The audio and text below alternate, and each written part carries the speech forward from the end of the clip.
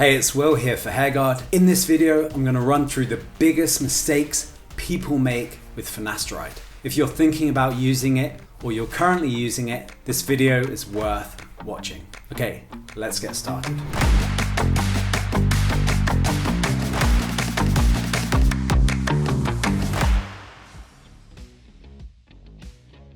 So mistake number one, rushing into treatment. So the first thing to bear in mind is that finasteride is a very powerful treatment. The goal is basically to drop your DHT levels drastically. And regardless of whether you get any side effects or not, this is still a radical decision and not something you want to rush into. So we recommend you first seek the advice of a specialized doctor like a dermatologist instead of getting a prescription, say, from your family doctor or general practitioner. Ideally, you also want to have your bloods taken first to exclude the possibility your hair loss is down to other causes, be they organic or related to a nutritional deficiency. Mistake number two, getting finasteride without a prescription. So if you search for finasteride pills online, you'll find loads of irreputable retailers from various countries promising to supply finasteride pills without a prescription. Problem is, you have no way of knowing for sure what's in those pills. Along with Viagra, finasteride is among the most adulterated or outright faked medications on the black market today. For example, a 2015 investigation by ABC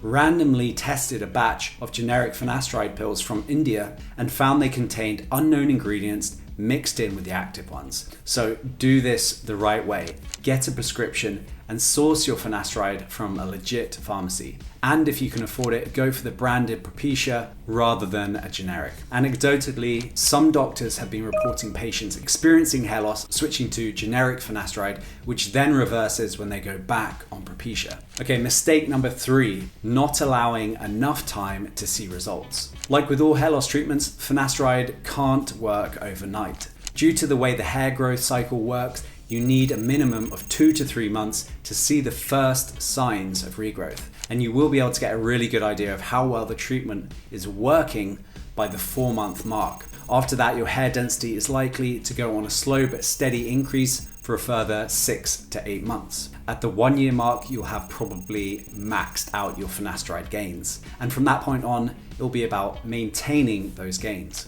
So the takeaway is you have to be committed to sticking to the treatment for a minimum of 3 to 4 months. If that sounds like too long a time, then it might be best you don't start finasteride at all. As we said, this is a very powerful drug, and just putting it in your system for 1 to 2 months before giving up offers nothing but downside. The one exception is stopping treatment before the 3 or 4 month mark if you experience side effects. If that happens, consult your doctor to see if it makes sense to stop treatment. Alternatively, you can consider continuing on a lower dosage, which brings me to my next point. Mistake number 4, sticking with too high of a dose. As we've discussed in other videos, the standard 1 milligram daily dosage is probably on the high side, at least for most men. Sure, this is the dose the FDA approved, and it's what your doctor is likely to prescribe. But in the decades since the original FDA approval, we have had loads of published evidence on what exactly constitutes the optimal finasteride dosage. And the evidence strongly suggests that a fraction of the official dosage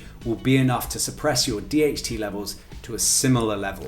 For example, a landmark 1999 study found that the standard 1 milligram daily dosage decreased blood DHT levels by 71.4% on average. But the corresponding decrease from a dosage 1/5 the strength, namely 0.2 milligrams daily, reduced DHT by 68.6%. So you get roughly 3% stronger effect at the cost of ingesting 5 times as much drug. Clearly not worth it, at least for most men. Having caught on to this, many doctors now regularly prescribe 1 milligram 2 to 3 times a week instead of daily. Others will still prescribe daily finasteride, but at a much lower dosage, between half and 0.2 milligrams daily. These lower doses obviously limit the amount of drug you're ingesting and at the same time reduce your chances of developing side effects, meaning you are then more likely to stick to the treatment in the long term. So if you're about to discuss finasteride treatment, don't hesitate to discuss these points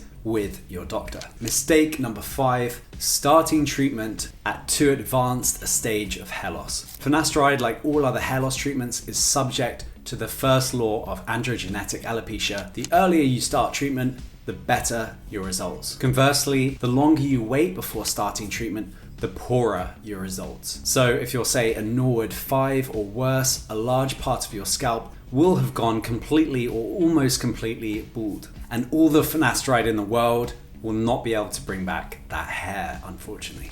In these cases, it might be wise to avoid finasteride altogether. You will be exposing your endocrine system to a harsh chemical treatment with guaranteed minimal results.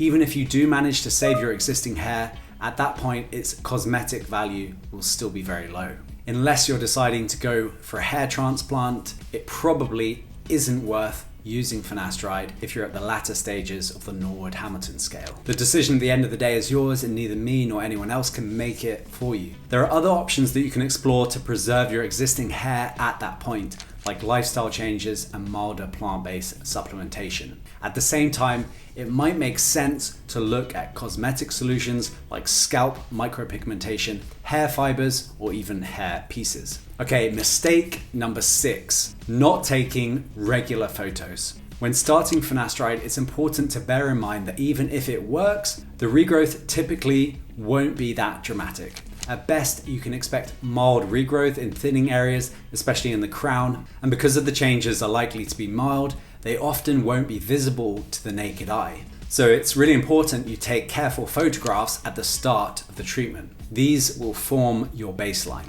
Make a note of the lighting you used and the exact positioning of the camera so you can replicate identical conditions for subsequent photographs. This process will allow you to objectively assess the treatment and identify improvements that you would otherwise miss. It might also mean the difference between sticking to a treatment and abandoning it completely. Another good idea is to combine these photographs with other objective measures, notably the number of hairs you shed on a daily basis. So if you guys avoid these common mistakes, chances are finasteride will be a viable long-term treatment option for you. It's so easy and simple to use that you can stick to it indefinitely for the rest of your life. Now, keep in mind, finasteride on its own won't regrow a lot of hair, but you can use it as a foundation of your hair loss regime, on top of which you can then stack other treatments to max out that regrowth. For example, finasteride monotherapy will give, on average, 16 new hairs per centimeter squared of balding scalp.